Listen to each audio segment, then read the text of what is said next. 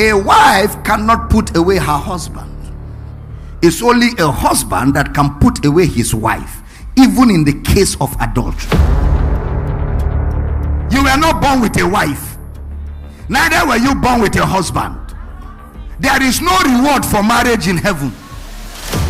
Paul said, if you are smart, you will be as single as I am. He said, because he that is single careth for the things of the Lord. There's no marriage that is trouble free. Every marriage has its own problems. The reason why people survive marital problem is because of patience and tolerance. And I think people that use these clauses in getting people married should change it. Since you're all men of God, till death do us part. Because you will now come and use death to separate yourselves.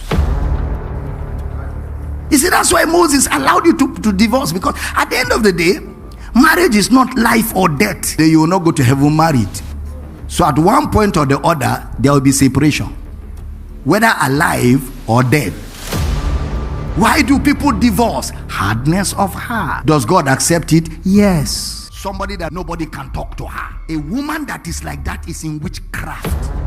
Every human being must have somebody. If he tells you stop, even if you are cheated, you stop. No, nobody can talk to me.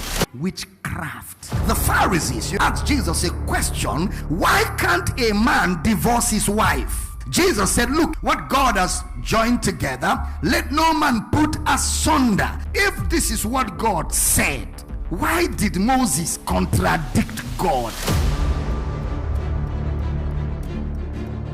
So, Dr. Mina, are you teaching divorce? No, I'm teaching Bible. In Matthew chapter 19 verse 3, they came to Jesus and asked Jesus a question. The Pharisees, they always ask stupid questions. They came to Jesus and asked Jesus a question. Let's read a little bit. The Pharisees also came unto him, tempting to him, is it lawful for a man to put away his wife for every cause? They were asking Jesus, can a man divorce his wife? Next verse 4. And he answered and said unto them, have you not read Anaginosko? That is, you are reading, are you not paying attention? Have you not read that he which made them at the beginning made them male and female? Next verse. And said, for this cause shall a man leave father and mother, and shall cleave to his wife, and they twain shall be one flesh. Next verse. Wherefore they are no more twain, but one flesh. What therefore God had joined together, let no man put asunder. Now, so Jesus began to explain to them. Now look at what Jesus did to them. They said to Jesus, Moses said, put away your wife. Jesus, what do you say? Jesus said to them, Moses said, put away your wife. Now, even if you understand the law of Moses is very partial. A wife cannot put away her husband. It's only a husband that can put away his wife, even in the case of adultery. That's the law of Moses, because the woman is the man's property, and under the law he can do anything he wants to do with her, but the woman cannot do anything she wants to do with her husband. Otherwise he will put her away by the law. Deuteronomy 24, he says, if a woman is caught in adultery, let the husband put her away. But he didn't say anything about the man caught in adultery. That is why when the woman who was caught in the very act of adultery, if it was the very act, it means she was on the bed with the man, but they left the man because the law has no position on the man.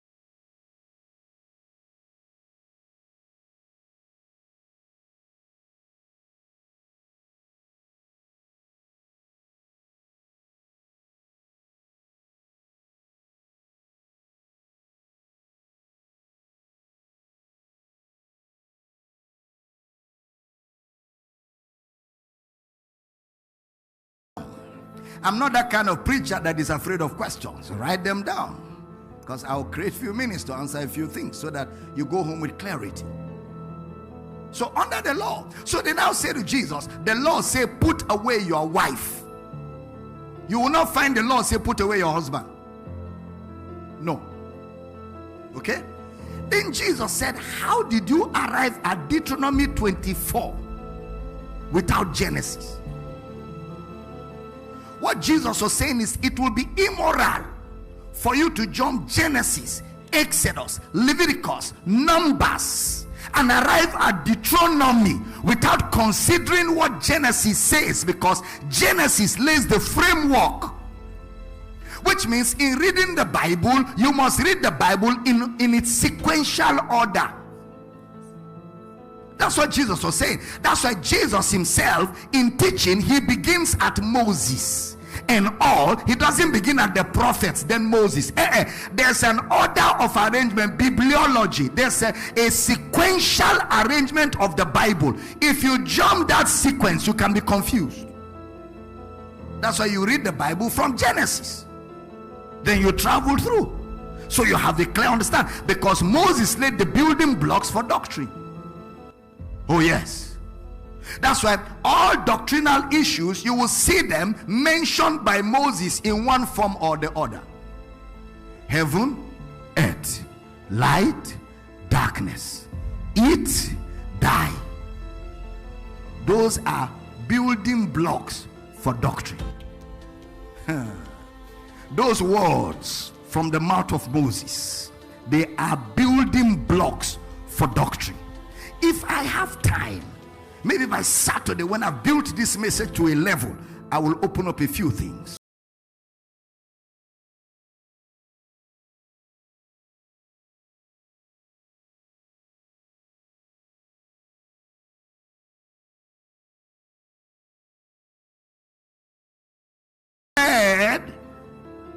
That Genesis comes before Deuteronomy.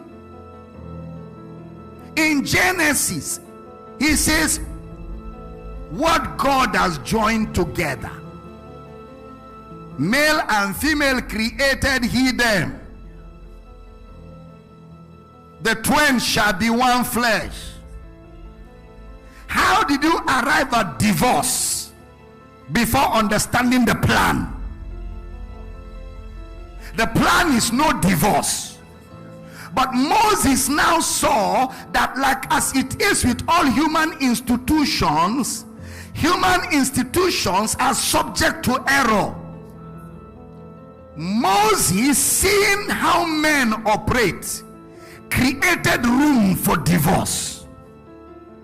Because at the end of the day, it's better to divorce than to kill your husband. It's better to divorce than to kill your wife, because you didn't come to this earth to marry. Marriage is along the line. You were not born with a wife, neither were you born with a husband. There is no reward for marriage in heaven. In fact, Brother Paul says, I wish all of you can be single like me. Paul said, if you are smart, you will be as single as I am. He said, because he that is single careth for the things of the Lord, that he may please God. He said, but he that is married careth for the things of a husband or wife, and he will have problem in the flesh.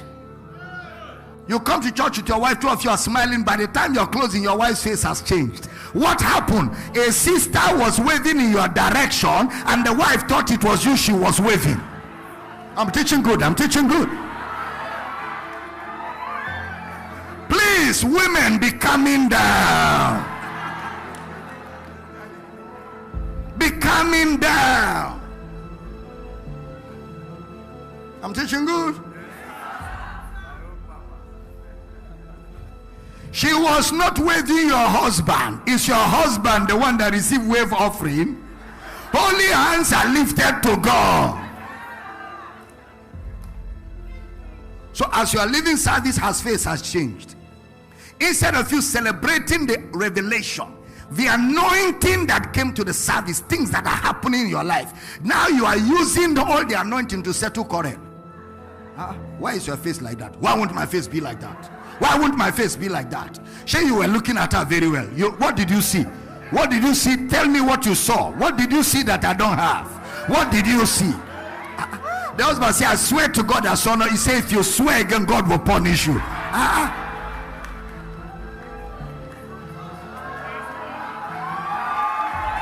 I'm teaching good. Some of you are laughing. There are people here that are suffering right now. I'm serious. I'm serious. You look like this, say, who are you seeing there? You look like that, you say, you have seen another one. So the husband is sitting in service, he's like this. He said, turn to your neighbor. He's not turning. Say neighbor. He said, neighbor.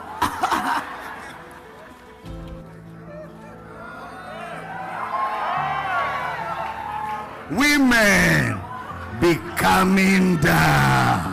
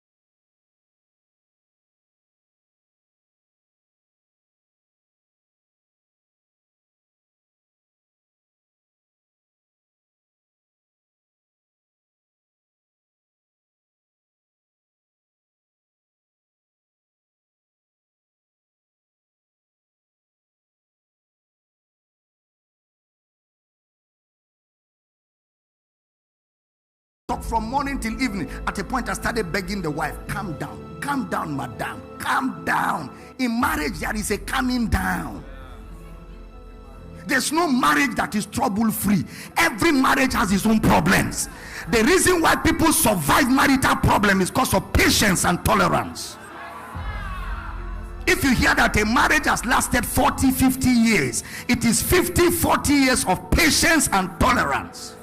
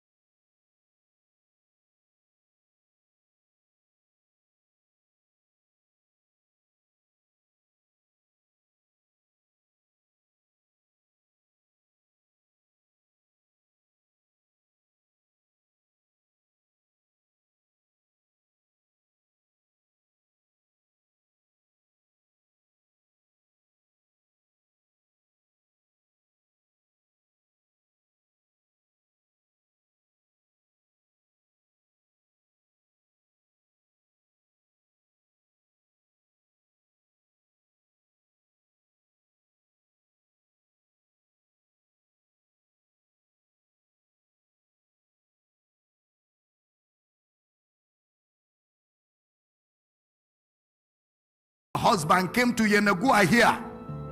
I was preaching. He came here and said, Baba, it's enough and over. If I go to hell, let me go to hell. I love to be in hell than to be with this woman in heaven. I'm not joking. In your office, right? That was the end of that marriage. After the man has closed the marriage, then the woman's head calmed down.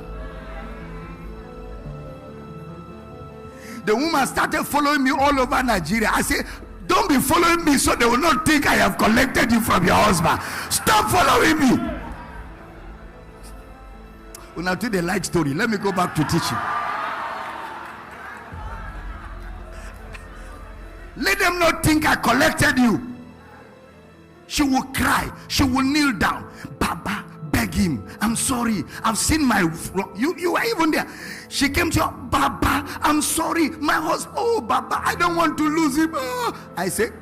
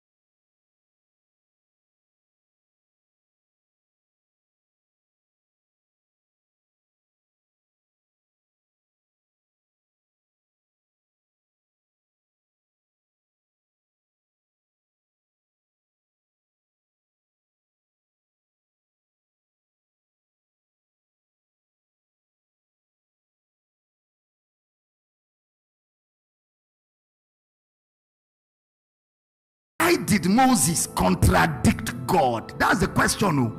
Why did Moses then command to give a writing of divorcement and to put her? Because Moses' law is always the wife that is to be put away. The wife cannot put the man away. To put her away.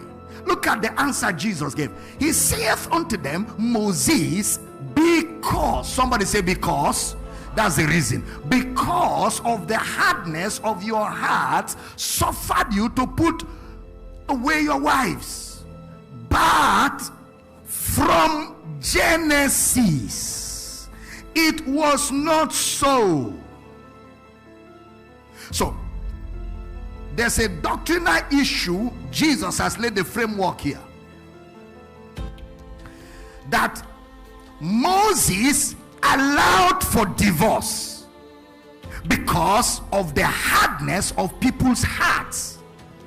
It's not a contradiction. Moses is not contradicting God. It remains God's standard for two people to remain married.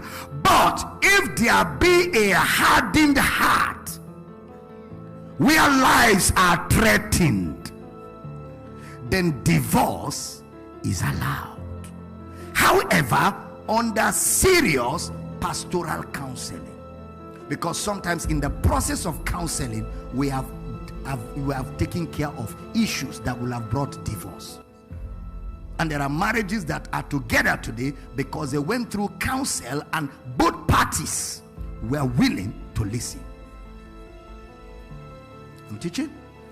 Now, why is Jesus dealing with this issue in Matthew chapter 19? Please pay attention.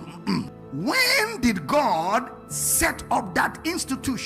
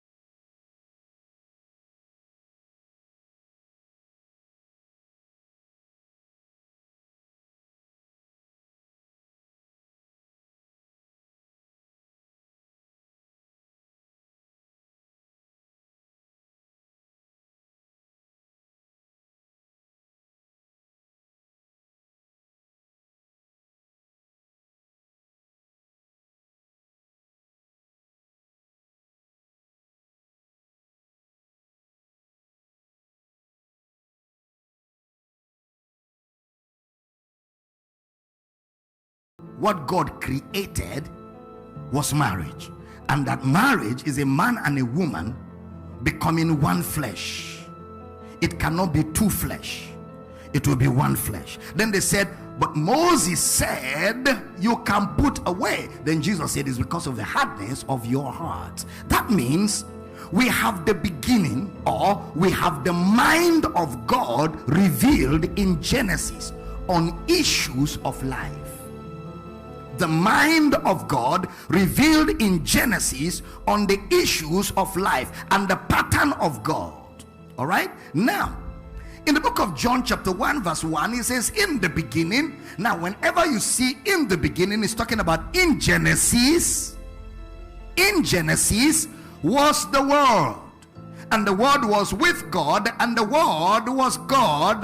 The same was in the beginning with God.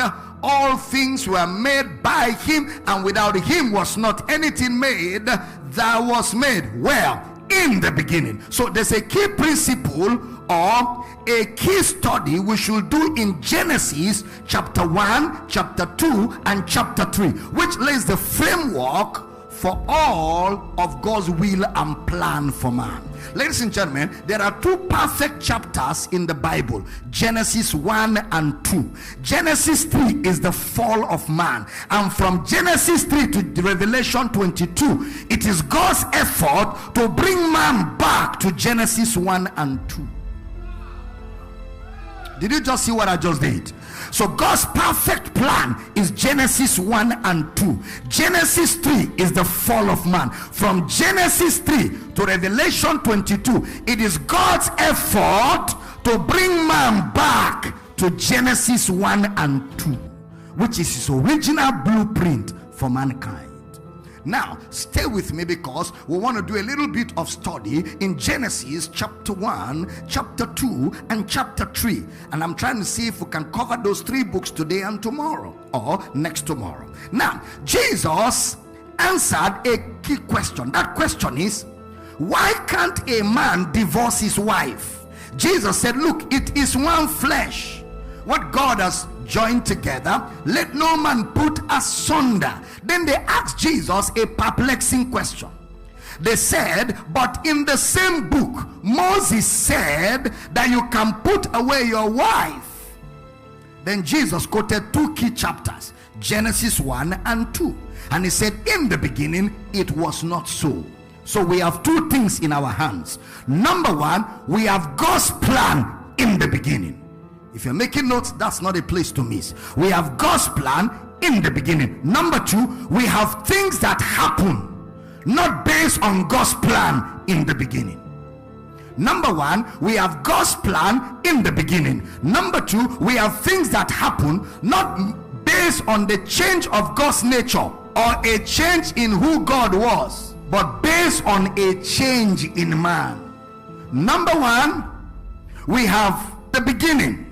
Then number 2, we have things that have happened not based on a change in God's nature, not based on a change in who God was, but based on a change in man. 2 important things to take note of. All right, now, in the beginning, it was not so. Number 2, Moses, because of the hardness, change in man, created a room for divorce, which is not what God said in the